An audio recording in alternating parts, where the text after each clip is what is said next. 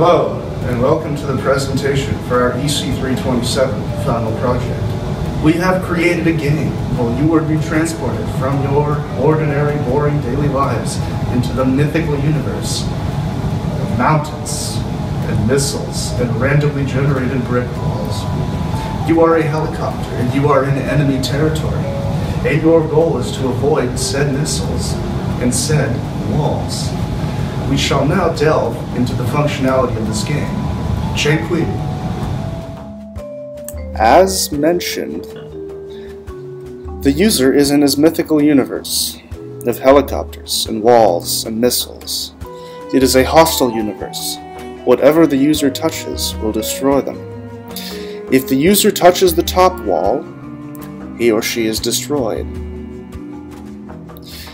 If the user touches a bottom wall, once again, he or she is destroyed. The walls are deadly.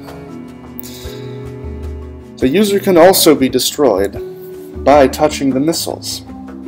The missiles, much like their real counterparts, will result in instant death. The objective is to progress as far along the game as possible and to increase your high score each time you play the game. This may not be possible for people with low reflexes. Hey guys, so now I'm going to talk to you a little bit about the general structure of the project. The project consists of several different classes. One of these classes is the game class. This class is used to initialize all the values for all the other classes that exist in the game. This sets what is initially displayed on the screen when the game is first started. Another one of these classes is the game panel class. The game panel class controls all of the activity and the relationships between the several different objects that are created from all the other classes that we have in the game.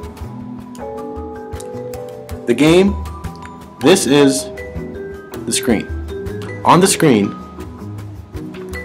there are several objects that are displayed.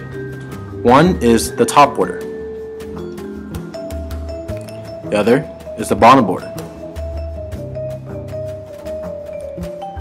The player, which is controlled by you. The missiles that are fired at you. And the background.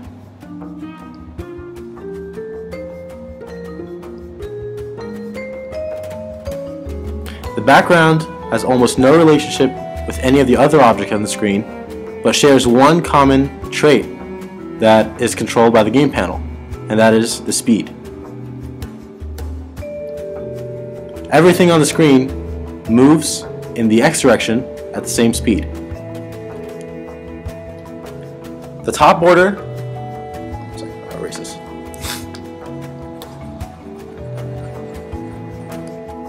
The top border, bottom border, the missiles, the player,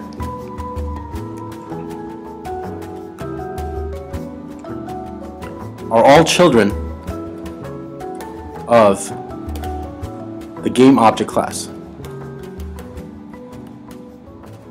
This game object class is used to store all of the variables that are shared by all of these children classes to avoid repetition. All of these classes use one common function called the collision function to control what happens when the rectangle that is created by the dimensions of each object on the screen intersects with another rectangle that is formed by another object.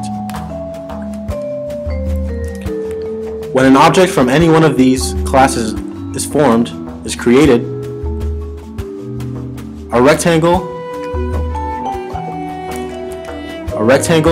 is formed around this object. So this is the bottom border, this is the top border, this is the player, and these are the missiles. This is what the game actually looks like to the code. And whenever this rectangle intersects with any one of these other rectangles, a function is called, depending on which object interacts with which other.